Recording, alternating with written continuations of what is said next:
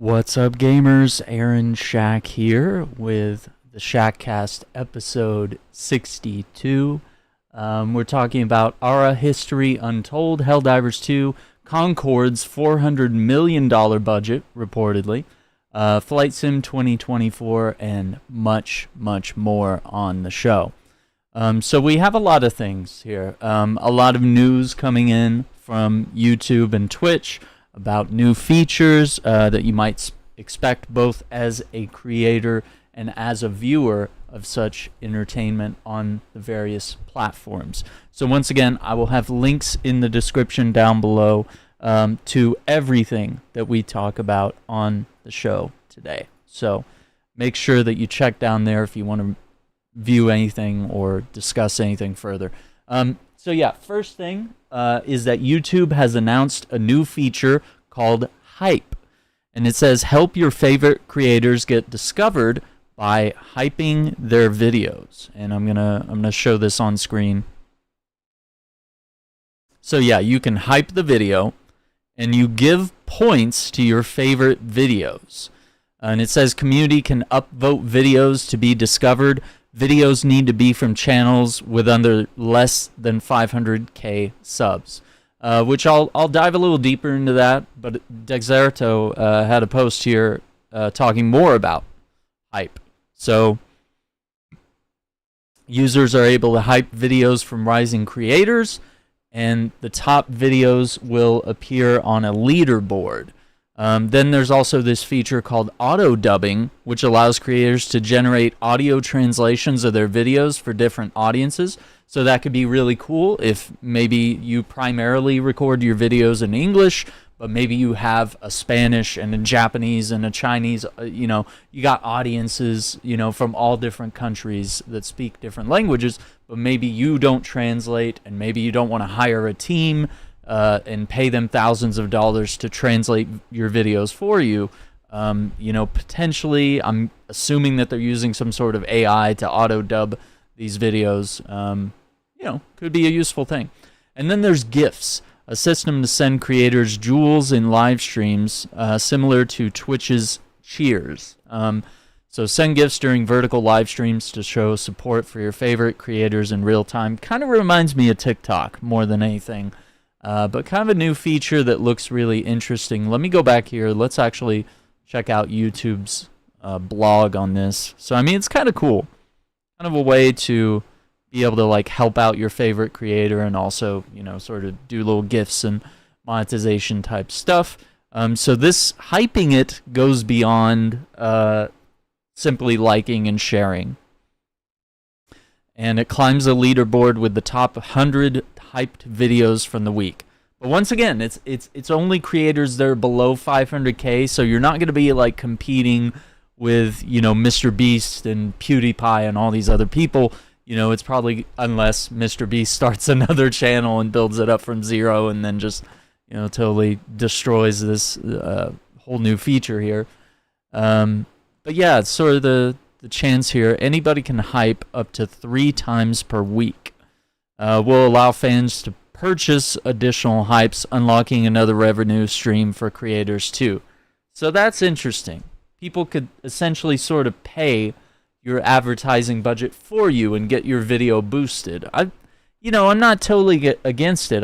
We've had this with Discord for a long time, where you could boost someone's Discord channel and get extra features and better content for that particular channel.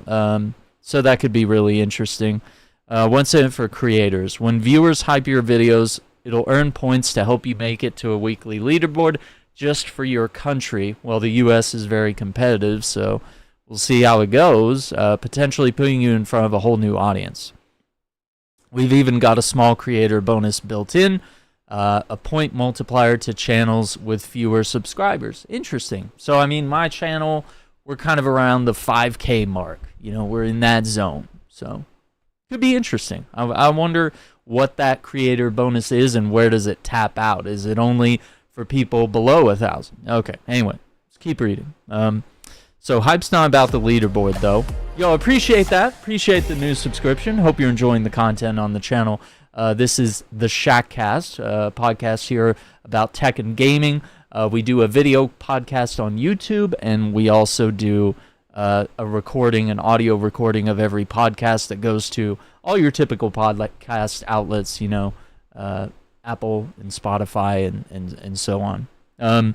So yeah, it's not just about the leaderboard. It's a way for viewers to let you know what content they're vibing with the most. I mean, that's true. I mean, you get that from your likes and your shares and stuff. And obviously people commenting on videos saying that they like it. But top type videos get a special badge showing everyone their fan favorites. That's interesting. That could be really good. In just the first 4 weeks of our beta tests in Turkey, Taiwan, and Brazil, users hyped over 5 million times across more than 50,000 unique channels. Plus, the largest age group hyping videos in our beta is 18 to 24-year-olds, making up over 30% of all beta users. Okay, yeah, fair enough. Let's see. They'd like to help small and medium-sized creators grow their channels. Makes sense. Quote here saying, I can directly support the creators I care about. Feels like I'm a part of the journey. Okay, kind of interesting. What's up, Hunter? How's it going? Welcome everyone. Let's see. User feedback is key to shaping the final product. Yeah, so they're going to be doing some testing. Played around with the idea of letting viewers cheer their own comments, complete with animations and effects. Once again, it does feel very TikTok-y, which is not a bad thing. It's more ways that you can further express yourself as a viewer, and with super chats and stuff like that. It's a way to get more attention and sort of get at the top of the chat, top of the conversation. And, when we're doing podcasts and stuff like that, sometimes it can be really hard to manage everything that's going on in the chat. So, like, the super chats could be reserved, and all these other features could be reserved for, like, when a viewer wants to ask a question or express support in some way, or, whatever it may be, right? So yeah, that's kind of interesting. Okay. Yeah, so pretty soon, maybe they'll potentially roll that out to other audiences. But yeah, just kind of shows you like what's on the way as far as YouTube goes. Now, Exerto also has another thing here, which is about the Twitch CEO has announced shared chat is launching next week. When multiple streamers go live together, their chats will merge on all channels. And then basically they're going to have like little symbols next to their names that will let moderators and everyone really know which chat that they're coming from. And they've also talked about like even if you're not streaming together, like even if it's just like what me and J-Star and TX and Andrew, what we do on the weekends where we play Elden Ring together, and we really just chat in Discord together. But even if we weren't all like multi-streaming on Twitch together, which we can't do because we're not partners, something reserved only for them now, I think, is the squad streaming. But you can do like what's the other thing called, where it's like you call into someone's stream and then it combines the streams that way. It's kind of weird. You could potentially do that one and then you get the shared chat that way. But they've also talked about the idea of like, even if you're just in Discord talking to each other and you're both streaming, you could just share your chats that way, since it's like, oh, both my favorite streamers are live. And, they're playing the same game together, but they're not doing squad streaming or what have you, whatever you want to call it. But, we'd be able to still put our chats together, which, could work to your advantage as long as you either have proper moderation settings set up. If you both have a good mod team, you definitely need to be prepared if you're combining two communities together. But I feel like most of the time that you're collaborating with other people in this way, I think your community is going to be like equal size, or there's going to be some sort of transfer of viewers back and forth. It's not necessarily going to be that like, Mr. Beast is going to join my stream and all of a sudden I'm going to be inundated by millions of viewers. Like, that might happen, but it's also kind of unlikely that you're ever going to, like, team up with someone that's, like, a mega size and you're going to be, like, unprepared for it in some way or another. So, I don't know. It could be really interesting. And it could be a good feature, and honestly, I welcome it. I think it's a good idea. I think it's an interesting idea nevertheless. Let me make sure that we're going through here and hitting all this. Yeah, so the next thing I want to talk about is, this is kind of crazy. The Chosen, which is a series about the life of Jesus Christ, is now going to be turned into a cinematic universe. And I just wonder, are we going to call it the JCU, the Jesus Christ Universe? The Jesus Christ Cinematic Universe? The CCU? JCCU? Something like that? Maybe something like that? Yo, what's up? The Iceman, appreciate you resubscribing as a member on the channel. 4 months! And you got the cherry red ES335 335 sub badge. Well, you need some Dr. Pepper cookies. And don't say I bring negativity. I always bring positivity. I told Jay Platinum you bought a gold chain. I didn't buy a gold chain. I don't I don't have a gold chain. That would be cool. Dr. Pepper cookies though. That could be really good. I'd try it. So here's what's coming in the JCCU. A Joseph limited series, spin-off, 3-season Moses series, that could be really cool, an Acts of the Apostles series, and a Jesus animated series that follows Jesus' interactions with children in the wild, starring Paul Walter Hauser. So, interesting. I really don't want to read too much more on that, but this is a really good show you can watch. I believe they have like their own app called The Chosen, and I believe it's also on Netflix. So if you're a Christian, I'm a Catholic, but if you're a Christian and you want to watch, some Jesus programming, this is among some of the best that I've ever seen in terms of that. So, could be interesting. Let's see. What's my thoughts on Universal and Comcast buying the rights for Zack Snyder from WB Discovery, and the Snyder fans want competition with Guns DCU. I'm trying to understand your question. Okay, so I guess some people have sort of pushed this thing that perhaps maybe there would be like a chance where Netflix or someone, any one of these companies could like buy the Snyderverse rights for that universe to continue. I guess the DCEU, which, I'm not like totally against. I actually love what was being done there, and I'd love to see it continue. I think there was kind of a good start, and then Zack Snyder's Justice League was really incredible, and then it just kind of fizzled out. And then DC just didn't allow it to flower and continue. There were plans, there could have been good ideas, but I think, once again, it wasn't a very unified vision. And yeah, it probably would create a little bit of a clash between like what DC's trying to do now with the rebranding. So, I don't know. We'll see. But yeah, this is a new royal blue dress shirt. I really like it. I think it's looking very nice. I don't know that I've worn this before. This might be a brand new one. So, yeah, I appreciate the compliments on the shirt. Next thing that we have here is Helldivers. Helldivers 2. I said, don't you just love the smell of freedom in the morning? Unleash weapons of gas destruction to sterilize the battlefields of our vile alien threats. The Chemical Agents Warbond came to Helldivers 2 on September 19th, which is my birthday. So we had a little birthday celebration. We did some live streams on that. But yeah, the Chemical Agents Warbond is now live on Helldivers. They've also done a series of what they call Buffdivers, where they're just buffing every gun in the game. And they're rather intent on making sure that all the weapons in the game are, powerful and useful in their own ways, but, where things are still stabilized. There's the Sterilizer and a guard dog breath stratagem, so it's going to be shooting like chemical weapons. You have patterns for all your mechs and your ships and your hell pods.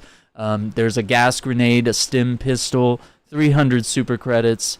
There are new banners, new capes, new emotes, player title, expert exterminator, and of course there's new armor. Let me actually show you guys this on screen. It actually looks really cool.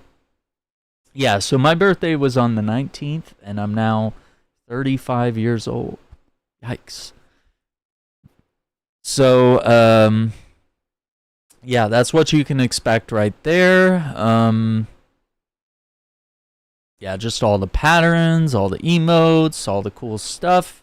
They have like a short little...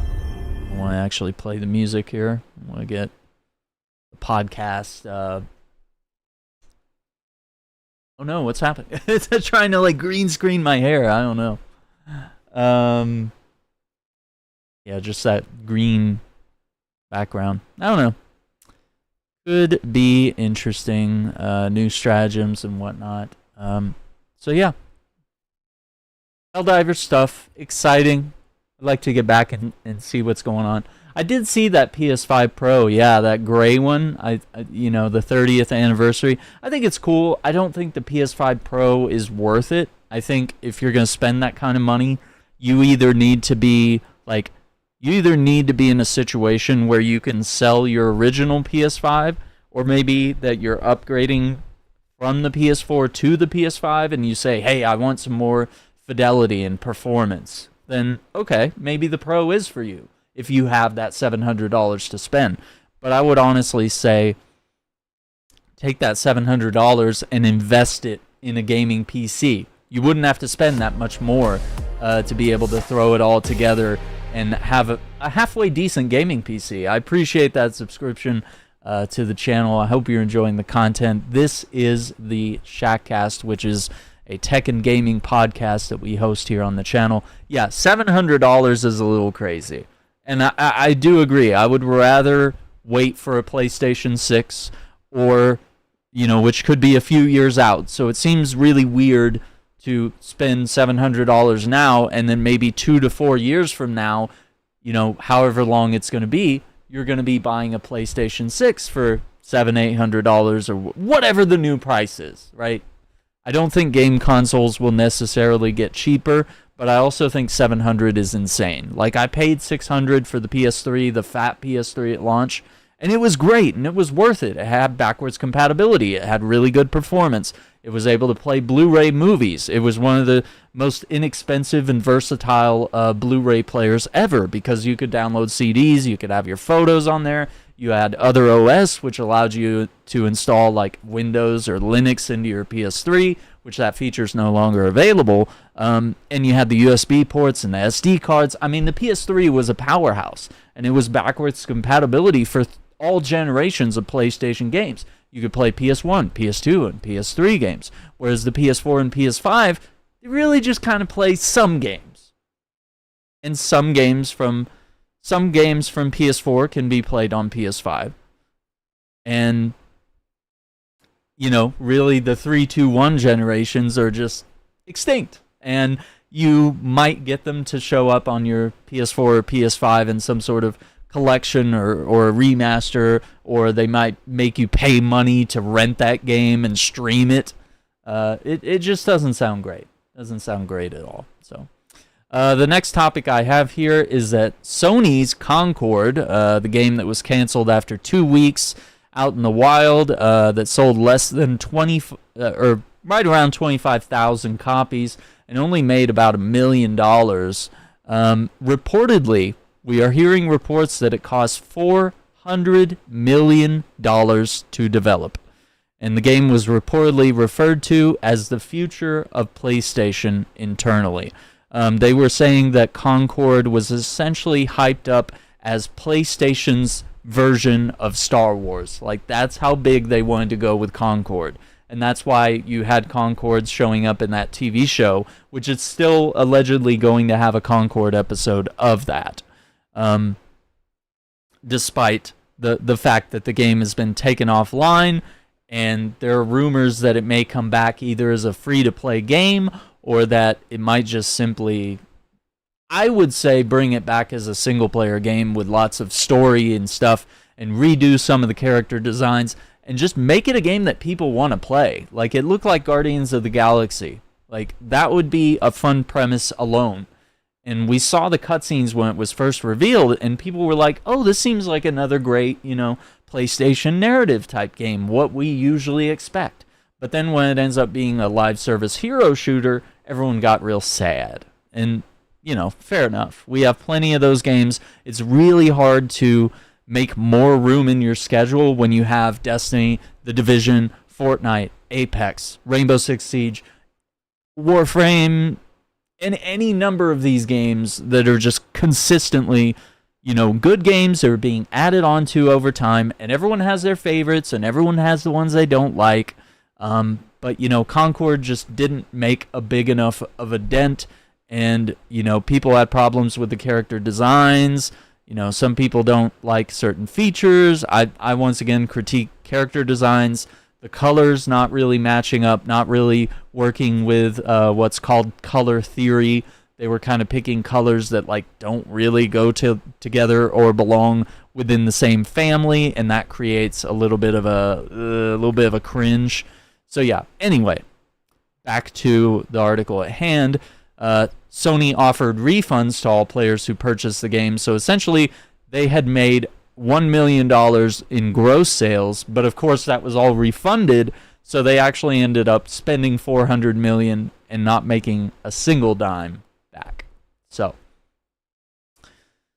the game director over at Firewalk Studios has reportedly stepped down as of last week, which is interesting because I think we were all waiting to see if they were just going to lay off the staff, sort of the underlings, which is usually what happens anytime a game flops or there's, some sort of, bad sales or whatever it might be. We've seen Bungie has had layoffs despite releasing one of their best expansions in the final shape. Those layoffs were allegedly inevitable. But with Concord here, I think we're still kind of waiting to see could this potentially, will there be more layoffs to follow this? But it's actually kind of refreshing to see that someone at the top realized, hey, nobody wanted this. Less than 25,000 players playing your game when, most PlayStation Studios games are, massive, hundreds of millions of dollar projects invested, and then they usually make all that money back and then some. So yeah, for this game to spend $400 million and only make $1 million back that's rough. That's really, really rough. Okay, so going from there,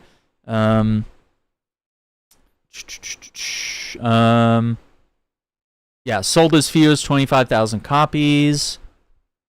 Said, we've been listening closely to your feedback since the launch and want to thank everyone who's joined the journey aboard the North Star. That's really all we have on this, but I have some numbers here. Sony court documents reveal PlayStation game budgets that exceed $200 million each. So let's talk about it, right?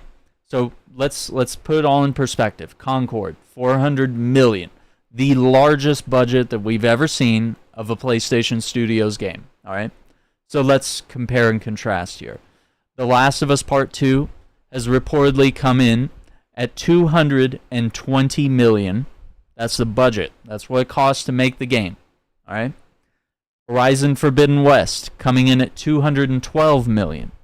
Spider-Man 2, right? The recent Spider-Man 2 that came out, $315 million. God of War Ragnarok, $200 million. So once again,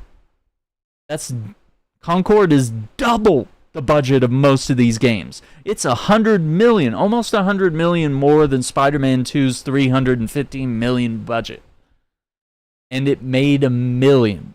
Okay, so that is a disconnect. It's not, you could make arguments, go woke, go broke, or whatever, but this is literally you're making something that no one wants, right? Usually, if you come up with something, you come up with a product or an invention, it's something that someone wants. Like, you're like, oh, you want more Star Wars? We got a new Star Wars show. Here you go. Problem solved, right? Or, oh, my sponge in the kitchen doesn't clean up enough messes. I got a problem here. Oh, well, I made this new thing that's even better than the sponge, and it picks up all the messes, and it's really clean. You just rinse it off, and it's good to go. I've invented this for you. I've solved a problem that you have, or I've created entertainment value that you will now enjoy. But when you create something like Concord, and it doesn't really do any of that, and it doesn't make money, it's a serious problem. It's not a solution to anything. It's not, hey, we've fixed this thing that you have. So, kind of an example there. I think that's all I have on that. But it's just a big controversy, and I don't know if I put too much stock. I mean, 400 million seems crazy. I don't, that's kind of a rumor.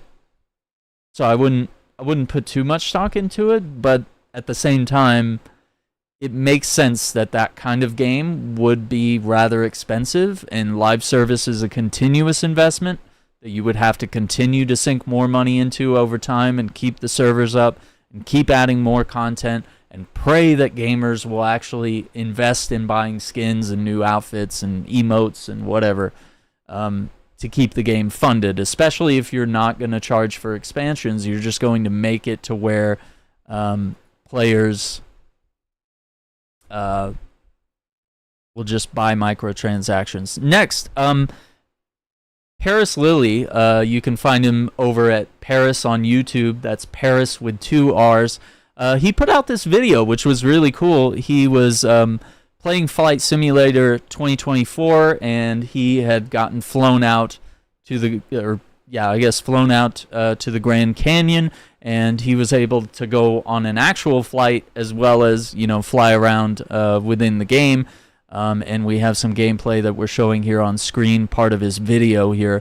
But yeah, you got to sit down and interview some of the devs, and he got to go for a little ride on the Vision Jet. I think this is a really cool video, and I just wanted to throw that in the description down below if you guys wanted to check it out. I think he asked some really good questions, and he gets in some really good discussions, and he's obviously covered the Flight Simulator 2020 in the past, and of course him and some other creators were flown out and had the opportunity to get in there, get in the cockpit, and fly around, see the Grand Canyon, which is really cool.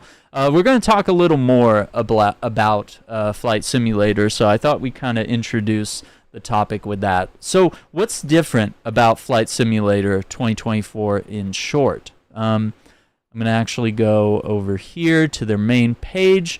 They're saying, pursue your dream of an aviation career with Microsoft Flight Simulator 2024. A brand new simulator is designed to take advantage of the latest technologies in simulation, cloud, machine learning, graphics, and gaming to create the most sophisticated, immersive, and awe-inspiring flight simulator of all time. So why does it have to be its own game? Well, it's actually going to include a bunch of aviation activities, from medevac, remote cargo ops, aerial firefighting, search and rescue, and more, all the way to become an airline passenger transport pilot. So yeah, you'll be able to level up and explore skill trees in these various careers, challenge league mode activities, rally races, precision landings, low altitude challenges, fly head to head in the iconic Red Bull air races or legendary Reno air races, including the new Roswell courses. You can be a world photographer and travel across our beautiful planet to capture awe-inspiring natural vistas, visit famous landmarks, and record these adventures with pictures in your travel book. So that's really cool. Advanced simulation, there's all sorts of stuff here. I don't want to get bogged down by the details, but I have links in the description down below if you want to actually dive into how many airports there are, how many heliports and points of interest and oil rigs and airports, and how many trees are in the game. They kind of get into all this stuff. But one of the things that they're talking about right now is that you can actually land in certain areas. Yeah, it says land anywhere. And you can exit your aircraft to explore 27 highly detailed biomes with hundreds of species of vegetation, dynamically created details including grass, rocks, and flowers, all influenced by seasonal changes. This all-new photometric lighting system renders the world more accurately than ever before. So yeah, it kind of shows you that, you know, you could land in like a field or somewhere.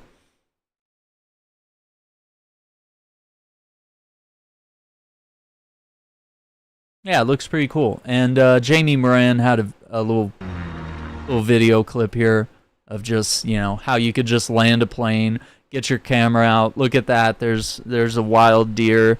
You know, you got the hot air balloon stuff. There's, you know, various gliders and all sorts of vehicles and blimps and, you know, all sorts of neat things.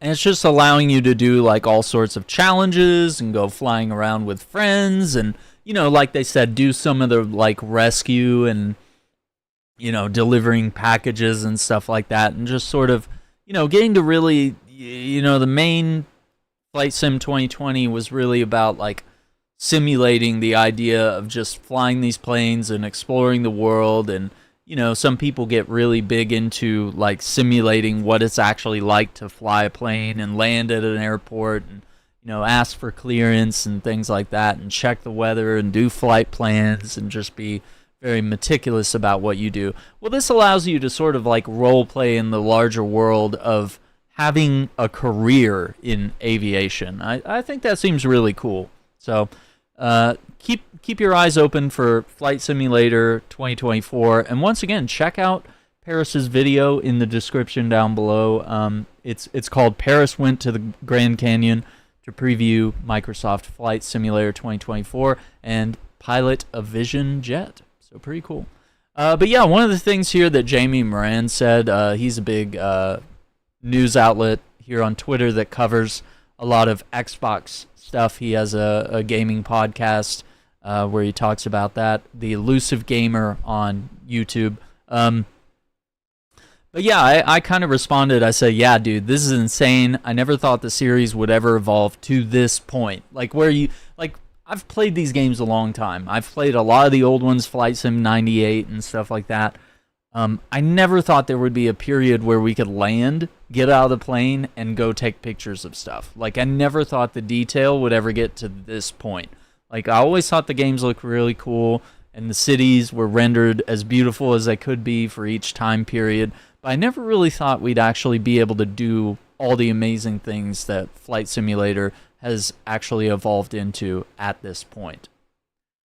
So next, I want to talk about another thing that actually Paris has actually done here on his channel. I know it feels like I'm really advertising pretty heavy on Paris, but I think he's done a really good job of, you know, getting these interviews with people, and I really enjoy his commentary and his positivity that he peddles, allegedly. So he is known as a positivity peddler, which I really like the alliteration, and I'm glad it's a positive moniker that he can roll with. But yeah, you can kind of see here on screen. I'm going to double check our quality here. Okay.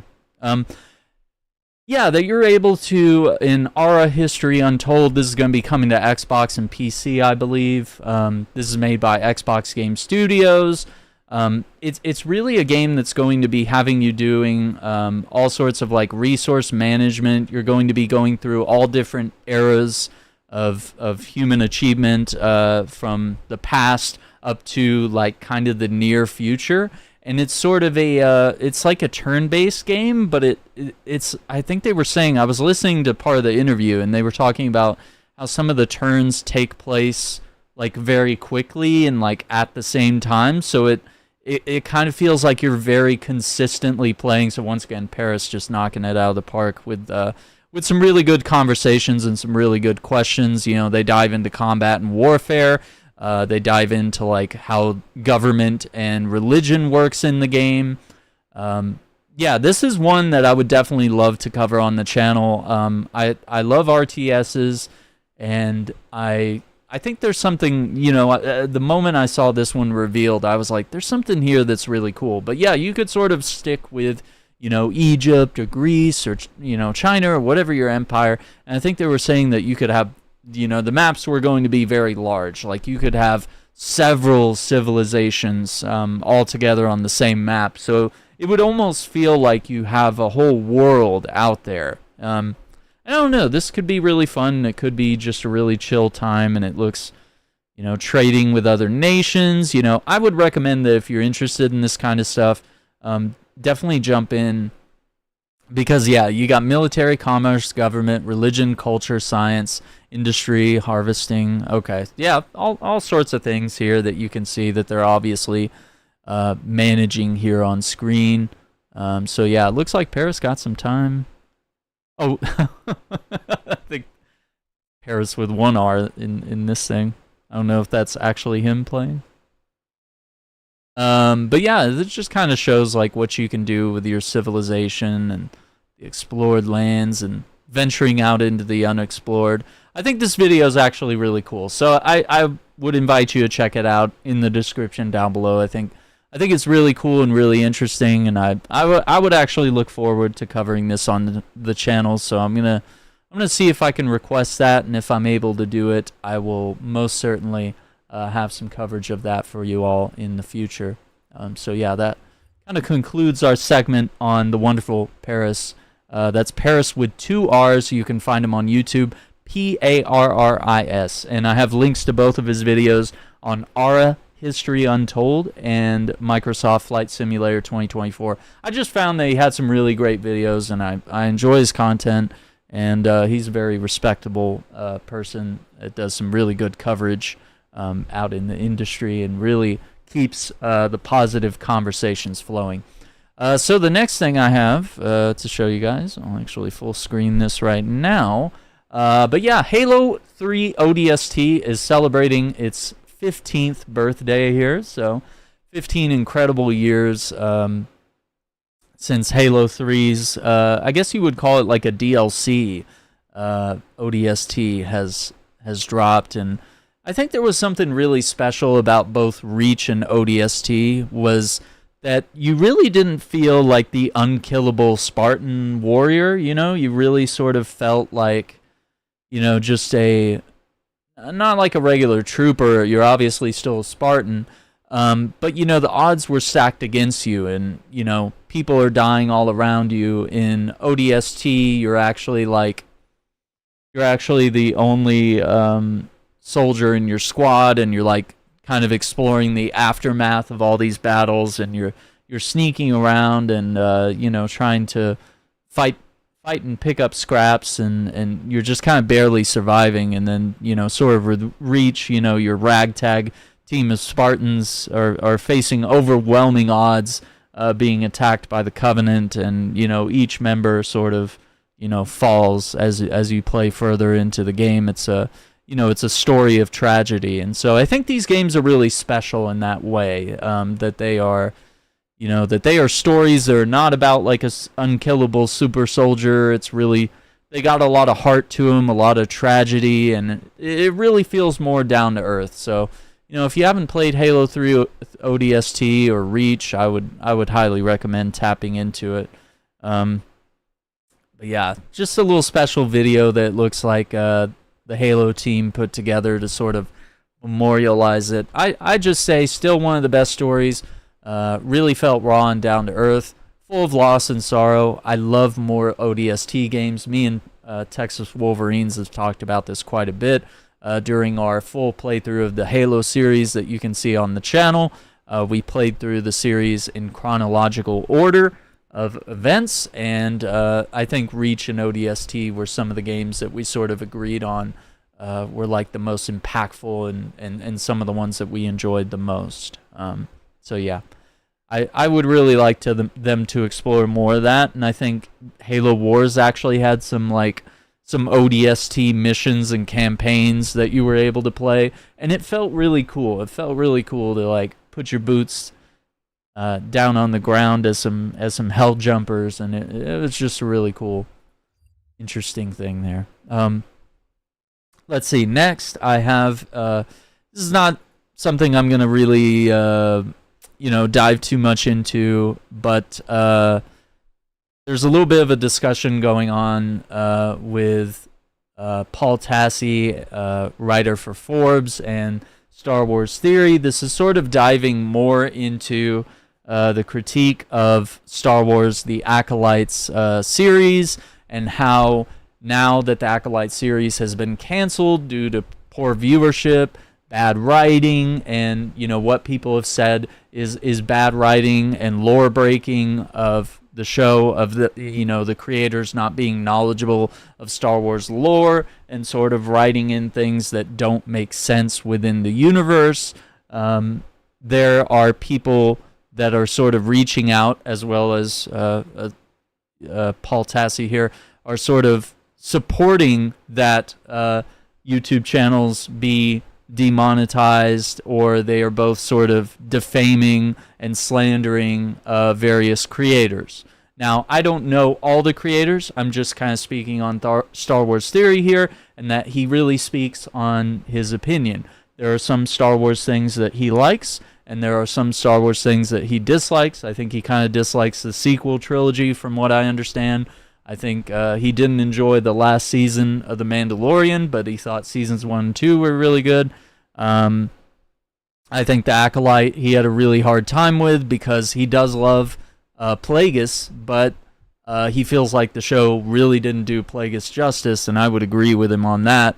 But I also think they spotted a lot of the lore discrepancies with The Acolyte, which was that Ki-Adi-Mundi, should not have been alive during this stuff. And there's a lot of sort of controversy between what he says and what the Jedi does. And, it gets a little deeper. We've talked about the Acolyte in previous videos, my thoughts on it, and the wider ranging thoughts of other people like him included. I think we've already talked that to death. So I would say refer back to older Shackcast episodes if you want more on the Acolyte and just my opinion on that in general. But I think this is coming down to the idea of defamation, deplatforming people just sheerly based on opinions of people saying, hey, I don't like this show. So, like, why do people have to come after people that don't like something and try to dismantle their entire livelihood? Like this guy here, his whole career is YouTube. It's all about his Theory sabers, where he makes the lightsabers, and his company employs a lot of people that make the lightsabers and sell the lightsabers and distribute them. Everything that comes with doing stuff like that. So the fact that there are people on the side of the Acolyte, a show that once again had low viewership, that hey, if you don't like the show, don't watch it. Okay, people didn't watch it, but I think I watched it. I think he watched it. We had to know what happened because we're Star Wars fans, and we just want to see, like, is it good? Is it bad? Even if it is bad, like, how bad is it? Things like that. It's kind of a curiosity killed the cat kind of thing. So, yeah, I mean, I think, as I've said here, the idea of sort of defaming someone or deplatforming someone simply for voicing an opinion and saying that these people are racist or bigots or harassing simply because they didn't like the show is kind of crazy. There obviously are people that are racist and bigots that watch Star Wars and voice their opinions about it, but I don't think it's this person. It's obviously not me either. I think, as he has said in multiple videos, practically every video he puts out about Star Wars, says, I don't really care about people's race or religion or their gender or their sexual preferences. They can do anything they want, but like Star Wars needs to be about the lore. It needs to tell a good story. It needs to have good characters. And this show had none of that. So it's not about attacking someone because of their race on the show. It's nothing like that. Okay, so I think that's where the difference happens, is where people take your dislike of the show as an attack on them and who they are and what they like and all the diversity and representation, all those things. And it's not an attack on that. You're just internalizing that yourself as an attack. Like, it's just a bad show. It's not about these characters, disliking them because of what they look like. It's just because they're just bad characters and just not interesting, not well written. You could argue about the acting. You could say it's not well acted. You could say all sorts of things, right? So that's what you get for having an opinion. And I think going after people on either side of this issue and harassing or threatening them or doing the death threats and stuff like that, which people on both sides have received, I think is really rough. And of course, YouTube has reviewed all said videos involved with this and have found that none of the content has had any sort of, threatening language or any sort of racism or sexism or homophobia and any sort of things like that would violate YouTube's terms of service. So once again, it's like people are trying to defame and deplatform others without any evidence, without any context.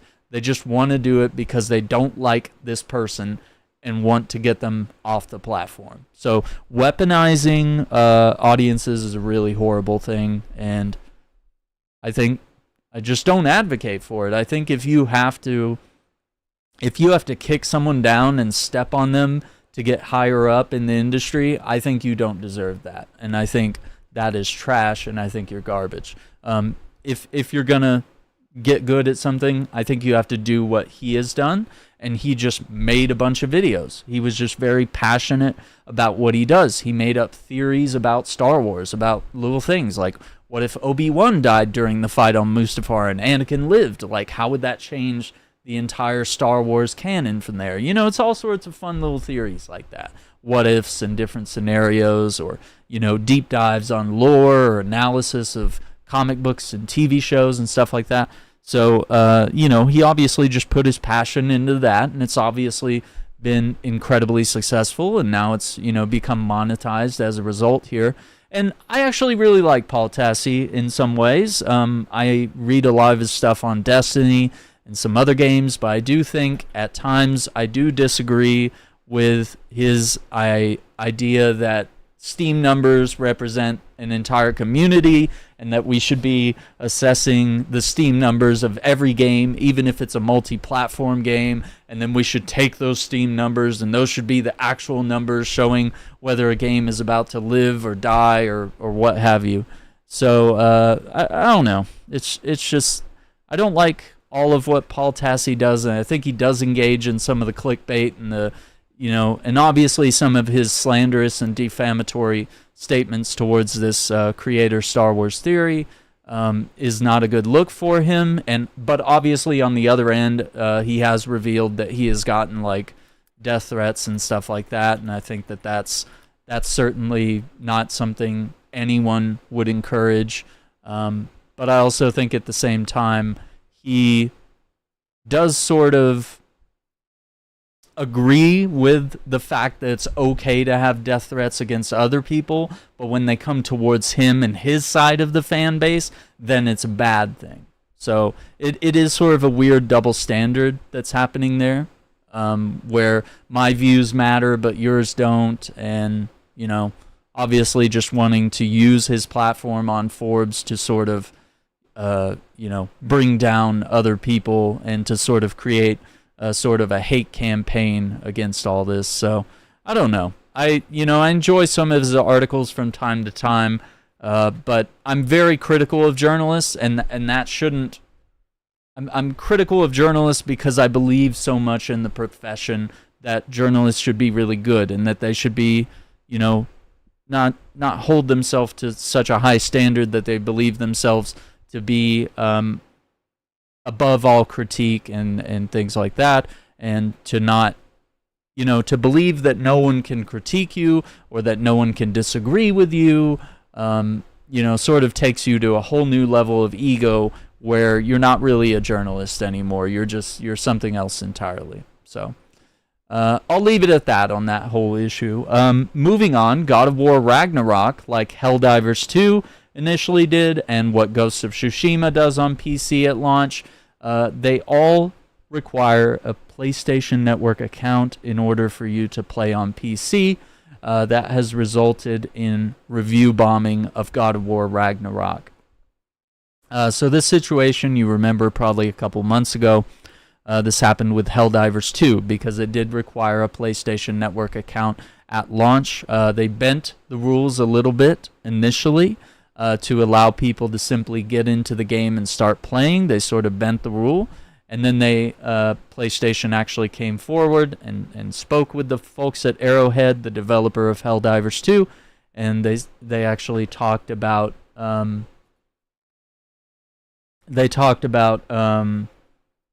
sorry, lost my train of thought there. But they talked about solutions for having, PlayStation Network not being available in all countries all over the world, stuff like that. Yeah, imagine landing at your house and taking a picture in Flight Sim. Pretty cool. Yeah, Halo's awesome too as well. Just wanted to make sure I caught up on the comments. But yeah, with Helldivers, they were trying to figure out solutions of like, how do we make PSN available in more places, or do we simply just drop the requirement? Well, at the end of the day, Sony decided like, hey, for this game, let's just, drop the requirement. But it is mandatory for most PlayStation games that you have a PSN account, even if you're playing on PC. And if you're a PC gamer, you know that if you're on Steam, you're on Epic Games, you're on EA, you're on, Battle.net, any of these services, Ubisoft, if you're playing any one of their games, you have to log into their platform or your account or whatever in order to play. So once again, they had the same terms and same rules when Ghost of Tsushima came to PC. No complaints, no real outbursts, no review bombing. Nobody seemed to care. They only cared when it was Helldivers. They had the same rules for Ghost of Tsushima. They let you know ahead of time, just as they did previously, but albeit with even more banners and more easier to spot recognition that you would need a PSN account and you would need to sign in. And of course, Ghost of Tsushima does have a 4-player co-op mode, so you would need to log in for that. So now, God of War Ragnarok has launched, and it does require the PlayStation Network login. And if we go God of War Ragnarok, we log in. So yeah, reviews are currently mixed due to review bombing. Now once again, it does show here that PlayStation Network accounts required. They've put it in orange, they've highlighted it, they've let you know. And of course they always mention it here, even though a lot of people don't look. But I mean, this is a key point that you come to see. Is the game single player? Does it work with the controller I like to use? Okay, it looks like it does require an account. Okay, blah, blah, blah. Yeah. Does it work on my Steam Deck? Sure, okay. So once again, we're seeing people review bomb the game as a result. So it's an interesting double standard that people only care about until it is a minor inconvenience to them. So once again, I don't really think it's about people advocating for people in the Philippines or other countries all around the world that don't have PSN, and we don't really know why they don't have PSN, or why PSN is not available in their region, or why they would have to use like a VPN, or they'd have to like make a PSN account and then like lie about what country they're in, which would be against PlayStation's terms of service, which could potentially get you banned. But I would also say that they wouldn't have a reason to check those things unless you were to bring attention to something like that. So yes, it is technically not good that you're doing that, but it's not a thing that you're going to get caught for, per se. So I don't know. Kind of an interesting thing. But yeah, I think review bombing a critically acclaimed game and having it down to 69% here because of people review bombing something that has really nothing to do with the actual content of the game as to whether it's a good game or whether there are performance issues with the game on PC at launch, which allegedly it's actually been pretty good on that front. It's actually a really well done game and it runs really well and it's absolutely gorgeous. And once again, we have had situations with PC ports of PlayStation games like The Last of Us Part 2 launching in a very poor state. Part 1. Sorry, Last of Us Part 1. Launching in a very poor state. But I believe now it looks like it's showing mostly positive reviews. So I don't know. We would have to go in and really dig deep in to see if there's performance issues there. I think I own this game. Yeah, I do own this game. I just haven't played it. When I heard that bad news, I was just like, I think I'll just wait for them to do their optimization fixes and go from there. Let's see what else we have to talk about on the show. We are getting around to the very end here. So if you have any questions or topics that you want addressed on the show, get those in the chat before we start to wrap things up. But among some of the last things I want to talk about here, let me see if I can do a thing here. Yeah. So this is a little bit on Dead Rising Deluxe Remaster. I have to say I've really enjoyed this game. Let me like disappear for a second. You can kind of see some gameplay here. But yeah, Dead Rising Deluxe Remaster has been really dope. I've really enjoyed playing it on the channel. I think they have put in some much needed quality of life enhancements to the game. We've gotten a decent way through, and we'll probably be wrapping up our first playthrough of the game this week, and obviously we'll dip more into future playthroughs of like trying to save all the survivors or go for different endings or different achievements and stuff like that, and just, you know, generally just having fun and interacting with all the systems that are available in the game. But I think they've made the UI and the controls a little easier to deal with. It's a much more fun experience now than the original game. I really enjoy the original game. I think it's one of the best in the series and arguably one of the best zombie games that I can think of.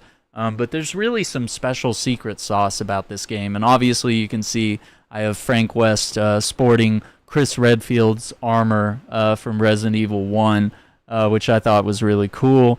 But yeah, once again, just really enjoying this game, and I think the graphical fidelity is nice, and you know, it's got the original audio that's like sounds really good. It's very immersive, and of course they got a new actor for Frank West, and he kind of has more of sort of a New York accent there. And I think it's really cool. I think it's fun. I think it's a good voice, and it feels natural, and I think Capcom is now asking whether people actually want a potential remaster, a deluxe remaster of Dead Rising 2. Would they do it? I guess we'd have to wait and see. But I think I've said, like, hey, this is the secret sauce of the series. I'd like to see them build on this game instead of what they did with the sequels. I'd love to see them go back to something like this, which is a little more... That's really weird seeing me and my twin here. But yeah, a little more bare bones and, you know, just back to the basics of what made the series so immersive and so beautiful. It was the lighting, it was the location, it was the audio of the location. Like, it was saving the survivors and managing groups and managing your time in the quests and all those various things, you know. What's up, Jay? How you doing, man? We're just getting around to the end of the show here, but yeah, we've kind of hit up a lot of topics today. Definitely go back and reference that. I've got links in the description down below to all of the things that we've talked about today. A couple videos that you can go back and reference from there. I don't know. Maybe I have some time. We could do a live stream after the show, but I've got to get this podcast out on the feeds. So yeah, we might look forward to some more Dead Rising, wrapping up this the main story next week, and potentially getting back into Black Myth Wukong. I believe I was in Chapter 4 of the playthrough there. And also Warhammer 40k Space Marine 2. I did get my gold edition on PS5, and so I either need to figure out if I want to keep playing there or if I want to keep playing on my Series X file. But we do need to sort of see about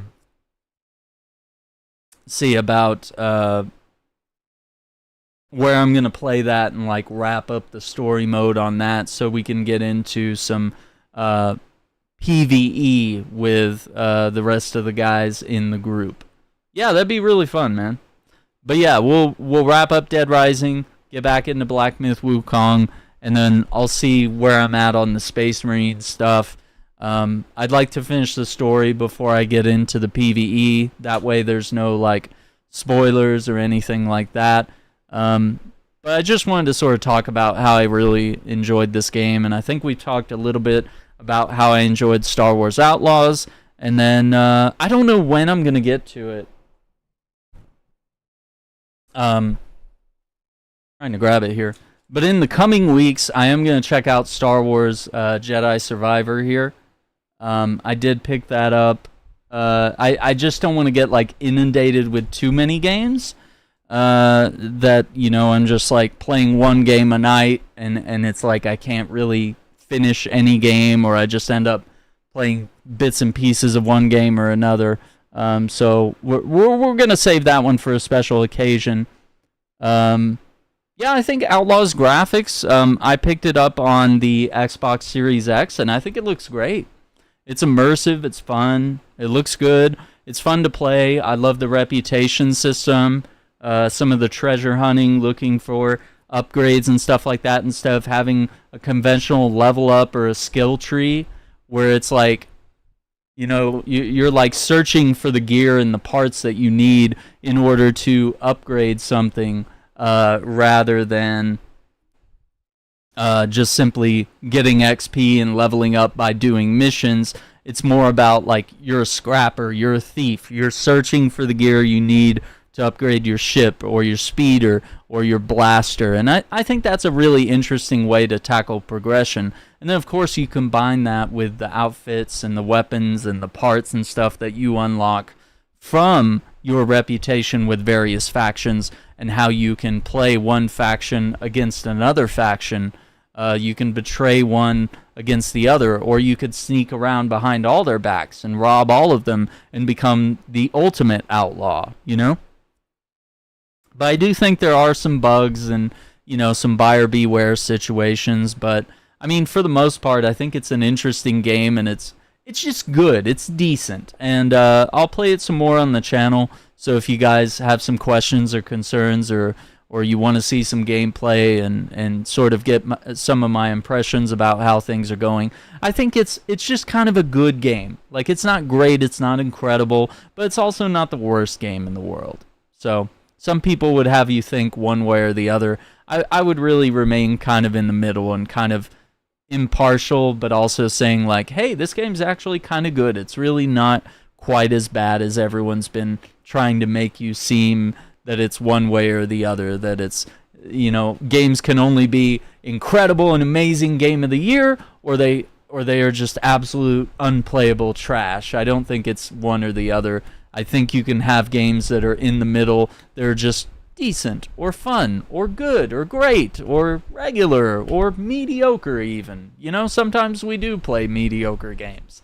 You know, sometimes you just want to play something simple and dumb, and, you know, you're not really worried about stuff like that. So it all aligns with whatever your tastes may be.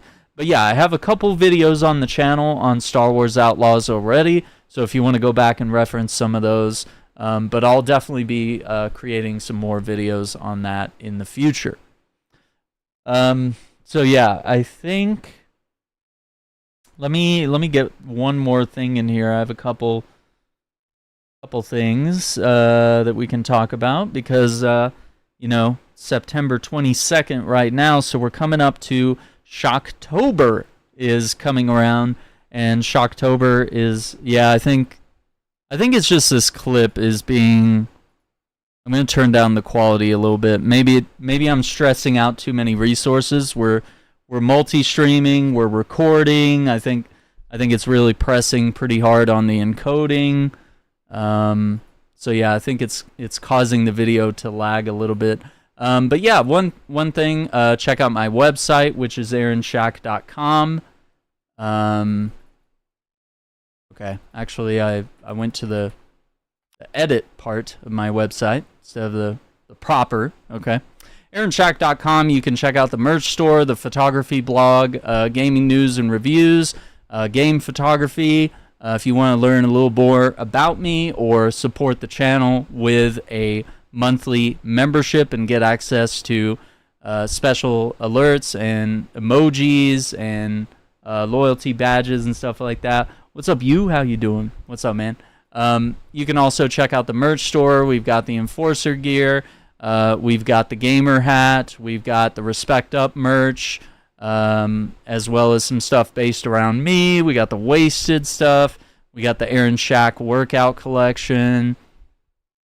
All sorts of different things. Stickers, t-shirts, hoodies, bags, pickleball sets, you name it, we got it here. All sorts of different things that you can have that are kind of themed around myself and the channel. Just another way to support the channel. Let me see here. Let me go back to here. That way we just don't deal with more lag. I'll take away the Dead Rising stuff. Okay. But yeah, one of the last things I want to talk about on the show today is that Shocktober is coming. And if you haven't been around for a Shocktober before, if you're new to the channel or, just haven't been around for this particular festivity, Shocktober is usually a month where I sort of invest in playing horror games as much as I can throughout the month. Now, there will be some games, let me actually pull up the game calendar real quick of some games we know that are on the way. Let's see, Epic Mickey Rebrush, September 24th. Zelda Echoes of Wisdom, September 26th. Until Dawn Remake, October 4th. I think we could potentially play that. But Silent Hill 2 Remake, October 8th. That is priority 1 for Shocktober. A Quiet Place, The Road Ahead is October 17th. TMNT Mutants Unleashed, October 18th. Post Trauma, October 29th, which is a sort of Silent Hill-inspired indie game. But yeah, what I have planned for Shocktober is the Silent Hill 2 remake. I've had several requests to do another playthrough of Evil Within 2 on the channel, so I'm actually going to do that. We're going to keep playing the Dead Rising Deluxe Remaster. As I said, there are multiple playthroughs to do on that game, so I think we'll enjoy that throughout the month of October. Aliens Dark Descent, which was the real-time strategy game that we played a couple days back, where we had control of a whole team of soldiers and we're surviving on the planet and exploring and rescuing people and trying to rebuild and escape the aliens and stuff like that. So we have that. And then we have a number of other games. I kind of want to go back and play some of the older Silent Hills, and maybe wrap up Luigi's Mansion 3. I've been wanting to replay Silent Hill 1 quite a bit on the PS1. Back 4 Blood, I think there's still some of the story I haven't finished, and I just kind of think it would be kind of fun to get back onto that. There's a couple other games, but yeah, Silent Hill is usually a big one that I love to go back to, especially in October. But yeah, the Silent Hill 2 remake and the original Silent Hill, those are two things I'm going to aim for, as well as Evil Within 2 and the Dead Rising Deluxe Remaster. I know those are all games that I can, kind of play and finish within the month. It's not really the hardest thing in the world. But other games that we've played previous years during Shocktober would be like the Dead Space games. I don't know if Callisto Protocol was during Shocktober, or it might have been November. But, I play horror games all throughout the year, but sometimes I'll save them for the October period so we can do a Shocktober of just a bunch of spooky games that really fit well with the Halloween themes. So yeah, just stay tuned for that on the channel. I know I have a lot of stuff like Black Myth Wukong and other games that we're playing through that don't necessarily jive with the Halloween theme. So we will continue those, and we'll still do Elden Ring on Saturday nights, and we'll work in some Space Marine 2 with the guys. So, I mean, the schedule is always, sort of evolving and changing as we go. But, yeah, a lot of stuff like that would be really fun. I do agree. I think Dead Space 1 was really good, and I think the Dead Space remake was actually really strong. We played that when it came out. I haven't played Texas Chainsaw, but I'm not really... I played the Evil Dead game, and I've tried to enjoy Dead by Daylight, and I don't think I tried to play the Friday the 13th game as well. I think these asymmetrical horror games are just not for me, but it is a good idea. It's kind of an interesting idea, but yeah, I don't really get a lot of joy from those games. I think for me, some horror games can be experienced in co-op and can be really fun, but I don't really enjoy the PvP aspect of some horror games, but, could be really fun. So yeah, we'll see how those things go. Gamers, I want to thank you for watching Shackcast episode 62 tonight on the channel, and you can find the podcast both on YouTube in video form. You can find it where you get your podcasts, like Apple Podcasts or Spotify and other outlets. Wherever you get your podcasts, I'm trying to make sure that the Shackcast and all its episodes are available there. So make sure to like the video, subscribe to the channel, leave us a review if you can. If you have any comments or commentary, just keep it nice and considerate of others. Always welcome some comments down there below where we can all interact and discuss the topics at hand. You can check the description down below to links and videos to everything that we discussed today on the show. You can check down there. I want to thank you for watching. Thank you for listening. Thank you for your continued support. We'll be back later this week. I believe Monday I'm going to go see The Warriors. It's being re-released in theaters, so I'm not going to be around Monday.